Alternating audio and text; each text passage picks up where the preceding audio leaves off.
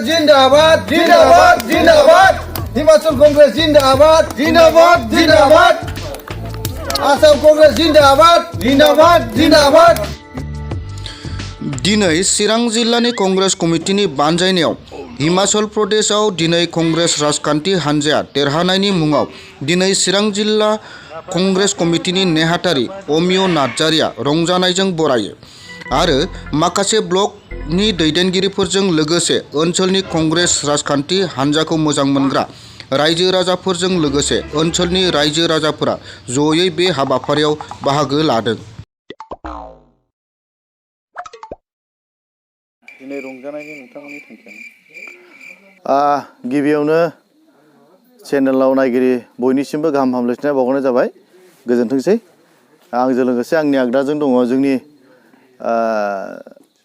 13 चिरां समष्टिनि जि block president आरो आंनि आखिजों दङ जोंनि चिरां जिल्ला कंग्रेस आफादनि ट्रेजारार आरो आं चिरां जिल्ला कंग्रेस आफादनि गाहाय नेहाथारि।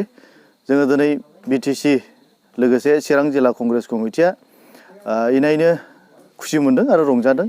गिबियावनो आङो हामबायनो गोसो जादों जे हिमाचल प्रदेशनि जायहा कंग्रेस सापर्टारफोर बिथांमोनखौ जोंबो जोंनि आसाम प्रदेश कंग्रेस कमिटिनि सिङाव थानाय जों चिरां जिल्ला कंग्रेस आफादनिफ्रायबो बिथांमोननिसिम गाहाम हामलायथिनाय बावहरदों जे बिथांमोना हिमाचल प्रदेशआवहाय कंग्रेसखौहाय सरकाराव लाबोनाय खामानियावहाय जे बिथांमोना बाहागो लाबाय आरो साक्सेसफुल खालामबाय बिथांमोनखौ हामबाय होनाय जासिदों। गिबियावनो दिनैनि जोंनि रंजानायनि मेन उद्देश्यआनो जाहैबाय जोङो दिनैहाय 8 थारिख दिनैनि दिनाव जोङो एसे सिगां जों नुबाय निउसाव जे हिमाचल प्रदेशआव बिजेपिनि सरकार दंमोन। दा बिजेपिनि सरकारा बेयो गैलिया। दिनै कंग्रेसआ सरकार दानो हाबाय आरो दानो थांगासिनो दङ। दा बेखौ लानानै जों इनायनो रंजादों जे जोंनि इन्डियायाव जोंनि भारत हादराव जे फैगोन समाव बे जोंनि थाखाय मोनसे मोजां मोनसे परिबेस जोंनि भारताव सोमजिगोन। जे मानसिफ्रा दिनै बिजेपिखौ मोजां मोनलिया बा बिजेपिनि थांखि बिथांखिफोरखौ मोजां मोनलिया। बेनि थाखायनो कंग्रेस दोलोखौ जोंनि भारत हादराव लाबोफिननो मानसिफ्रा दे सिन्था खालामदों आरो आवगायबोदों। जों बेखौ दिनै जों नुनो हादों। बेनि थाखायनो जों इनायनो रंजादों। आसामावबो नोंथांमोना कंग्रेस दोलोखौ देरहागोन फैबाय थानाय इलेक्सनाव नोंथांमोना फोथायनाय दं नामा? आसामाव माने जोङो दिनैहाय इनायनो मोनसे खोथा रंजानायनि खारना जाहैबाय जे गिबियावनो जे हिमाचल प्रदेश बेयो मोनसे हिन्दी हार्टलेण्ड हिन्दी भाषिफोरजों सालायजानाय मोनसे स्टेट। गिबियावनो पलिटिकेल एसे सिनारिखौ नायोब्ला नितिश कुमारखौ बिहाराव बिजेपिनिफ्राय आलादा फैनानै आरजेडि आरो कंग्रेसजों एलायन्स सरकार दाहोनायनि मोनसे खारना बे प्रशान्त किशोरनि मोनसे फर्मुला होननानै जों एसे जोङो मोनदांनो हायो जे प्रशान्त किशोरा जे बिजेपिनि जे गथै भारतआव जोंनि सुबुंफोरखौ जे जाम्बा खालामनाय मोनसे राजनितिक हिन्दुत्व मोनसे राजनितिक जायखौ लानानै बे मेजिकखौ लानानै बिसोरो अल इन्डिया दिनै काभार खालामगासिनो दङ।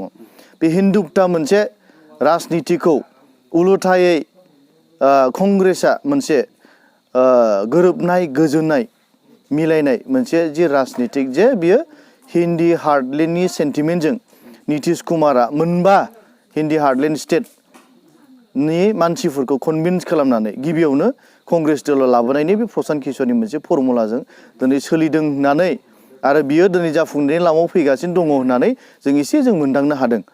दा गिबियावनो जुदि भारत हादराव हिन्दी हार्टलेण्ड स्टेटफ्रा जुदि कंग्रेस दोलो जायोब्ला होमब्ला 2024आव आरोबाव जे सेन्ट्रेलनि जे एमपि इलेक्सन बेवहाय जुदि मेक्सिमाम नाम्बारजों जुदि कंग्रेसआ सरकार जुदि दानो हायोब्ला आरो जों बेखौ दानायखौ जों नुहुरदों।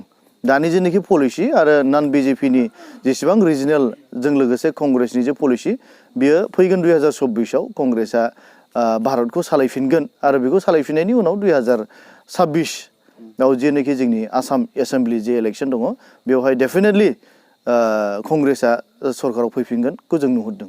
बिटिसि एबा बिटिआरनि भटार्सफोरखौ नोंथाङा मा खावलायगोन? जों दिनैहाय बिटिसि एबा जों बिटिसिनि हालामाव थानाय जाति जनगोष्ठी गासैखौबो जों बेखौनो दिनै खावलायगोन जे बिजेपिनि जि गाज्रि मोनसे राजनितिक धोरोमखौ लानानै जातिखौ लानानै बिभिन्न बिषयखौ लानानै जे बोखावनाय मोनसे भाग भाग खालामनाय जे राजनितिक बेखौ दिनै आरो मुगैलायनाय गावजों गाव बे जि राजनितिक बेखौ दिनै कंग्रेसआ अननाय बयजोंबो गोरोबलायनाय मोनसे खौसेथियाव लाबोफिननो आरो आर्थिक अबस्थायाव जे जोंनि भारतआ गोग्लैबाय आरो बियो जोंनियावबो बियो नांफैदों आरो जोंबो दे दिनै साफारिं जानानै दं बेवहाय दा बे गासैनिबो उदांस्रि मोननो थाखाय जों रिलिफ जानो थाखाय जे फैगोन समावहाय जोंनि बिटिसि आवबो बा आसामावबो जों कंग्रेस दोलोखौ जों लाबोनांगौ आरो कंग्रेस दोलो फैब्लासो जोंनि बिटिसिनि खोथायावनो होन बिटिसि आवबो दिनै जों नुबाय जे बिजेपिआ दिनै मोननैबो रिजनेल पार्टिखौ दिनै दुरबल खालामबाय आरो फोजोबनायनि लामायाव बिथांमोना दङ दा बेखायनो जों दिनै बेखौसो नुदों जे बिटिसि आवबो कंग्रेस दोलोखौ जों लाबोनांगौ अब्लासो जोङो बिजेपिजों जों फाइट खालामनो हागोन आरो जोंनि बे गाज्रि जों खैसाराव जे जों पलिटिकेलि गोग्लैनानै दङ जों बेनिफ्राय जों उदांस्रि मोनगोन होननानै जों सानो बेनिखायनो बयबो दिनैनि दिनाव जों रंजानायजों लोगोसे गासैबो बिटिसिनि हालामनि दिनै रायजो राजाफोरखौ जों खावलायदों जे नोंथांमोनाबो फैगोन दिनाव राजनितिकनि मोनसे मोजां थासारिखौ लाबोनायावहाय जों मदद खालामो आरो जोंजों लोगोसे नोंथांमोनाबो बुजिफानानै मोजां खामानियाव जेन आवगायो आरो जोंखौ जेन सापर्ट खालामो जों बेखौनो जों खावलायदों। थारैनो कंग्रेस दोलोआ आदर्श एबा मोनसे नियमखौ फालिनानै मोनसे आबुं मोनसे पलिटिक्स सानजान होननानै नोंथाङा फोथायो नामा? जोङो कंग्रेसनि आइडिय'लजियानो बेनोखा कंग्रेसआ जेब्लायबो बयबो जाति धोरोम बयबो बिदा फंबायजों खौसे बिथांमोननि जे आदर्श बयखौबो रेसपेक्ट होनाय बयबो धोरोम बयबो जाति बयबो सुबुंफोरखौ गोजौ गाहाय थाखो जेबो बाहाय बासिलायनाय गैया दा कंग्रेसनि आइडिय'लजियानो इन्डियाखौ मोनसे इउनाइट खालामनानै दा बयखौबो खौसे लानानैहाय आवगायलांनाया कंग्रेसनि मोनसे आदर्श दा जों बेखौनो जों दिनैहाय जों मोजां मोनदों आरो बे कंग्रेसनि आयदा थारैनो बे सैथो जायखौनाखि नों अहिंसा मोनसे आदर्शखौ लानानै गान्धीया जेरैबायदि भारत हादरखौ उदांस्रि होदोंमोन बिनि उनावनो कंग्रेसआ जोनोम जादों दा बिथांनि आदर्शखौनो दिनैबो जों कंग्रेसआ पालन खालामो आरो फालियो आरो जोङो कंग्रेस दोलोआल' मोनसे दोलो भारत हादराव जे भारतखौ सान्थि गोजोननाय मोनसे थासारि क्रियेट खालामनो हायो जों बेखौ जों नुनो मोनदों आरो जों बेखौ फोथायो। जोंनि बिटिआरआव कंग्रेस दोलोनि माखासे मावथांखिफ्रा दा माखासे राजनितिकनि जे खामानि बेयो माबायदि सोलिनानै दं? जोंनि बिटिसिआवहाय कंग्रेस दोलोआ सिगां गैयामोन जिहेथु जोंनि तुरुन गगৈ बिथाङा आगुनि जे चिफ मिनिस्टार जाया दा जोंजों गैले बिथाङा बर'फोरखौ अननानै जे बिटिसिआवहाय बिपिएफखौ मोजाङै बर'नि सेन्टिमेन्ट इमोसनाव सालायहोनाय मोनसे खामानिखौ मावनायाव माने बिटिसिआव थानाय कंग्रेसआ गोबाव सम माने बियो इनएक्टिभ साइलेन्ट थानो गोनां जादों साइलेन्ट पिरियड होनना बुंब्लाबो जाबाय आरो दा बिनि उनाव दिनै जों नुबाय दिनै